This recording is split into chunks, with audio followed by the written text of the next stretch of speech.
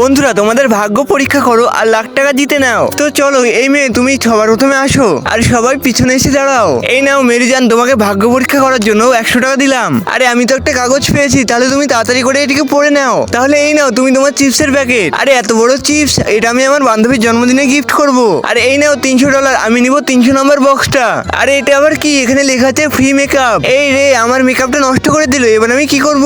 এবার আমি নিব 700 নম্বর বক্সটা। এই নাও $700। তাহলে তুমি এবার দেখো তো তোমার ভাগ্যে কি লেখা আছে। আরে এতগুলো টাকার বান্ডিল, এই টাকাগুলো দিয়ে আমি প্লাস্টিক সার্জারি করব।